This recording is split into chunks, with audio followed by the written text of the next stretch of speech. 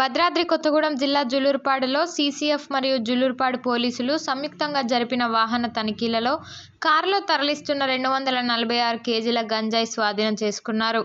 ఈ సందర్భంగా కొత్తగూడెం డీఎస్పీ అబ్దుల్ రెహమాన్ ఆదివారం విలేకరులకు వివరాలను వెల్లడించారు.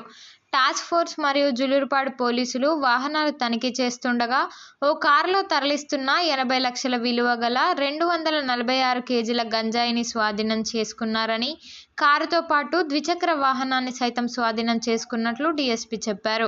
శివశంకర్ రెడ్డి, నాగేంద్ర బాబులు సీలేరు నుంచి హైదరాబాద్కు గంజాయిని తరలిస్తున్నట్లు గుర్తించామని, గంజాయి తరలిస్తున్న శివశంకర్ రెడ్డితో పాటు నాగేంద్ర బాబులను అరెస్ట్ చేశామని డీఎస్పీ చెప్పారు.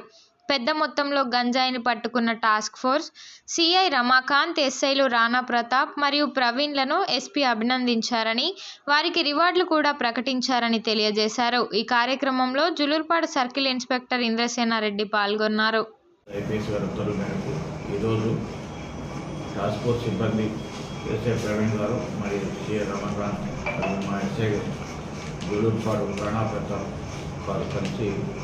నమ్మదగిన ఇన్ఫర్మేషన్ వస్తే ఆ ఇన్ఫర్మేషన్ రాగా వెహికల్ చెకింగ్ చేస్తుంటే ఒక ఇన్నోవా కారు మోటార్ జరిగింది.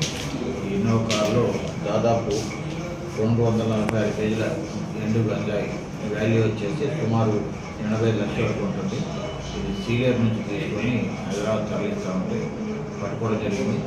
ఈ పట్టుకున్న వాళ్ళలో ముఖ్యంగా శంకర్ రెడ్డి, తన వెంకటరెడ్డి, చాలపాక అనే వ్యక్తి గతంలో 6 కేసులు ఉన్నాడు. ఒకటి Paloncha town police station, Latur police station, Bhadrachalam police station, Malkapet police station, Durgampadu police station, Mothugudem police station, ఇప్పుడు మా పోలీస్ స్టేషన్లో కేసులు అవుతుంది. జులూరుపాడు కేసులు ఇప్పుడు 6 గతంలో 6 కేసులు నమోదు చేయబడినాయి. ఈ కేసు 7 కేసులు ఇతను గంజాయి ట్రాన్స్పోర్ట్ చేయడంలో ఎంతో ముఖ్యమైన వ్యక్తి.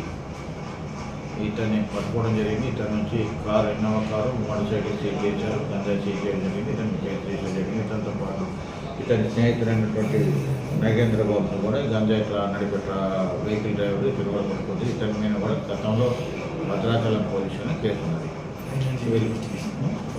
దీని మీద ఏదైతే ఈ శంకర్ రెడ్డి ఉండో, శంకర్ రెడ్డి గతంలో కూడా ఇలా గంజాయి వ్యాపారం చేసి గంజాయి అమ్మటం ద్వారా కొన్ని అక్రమాస్తులు కూడబెట్టేటట్టుంది.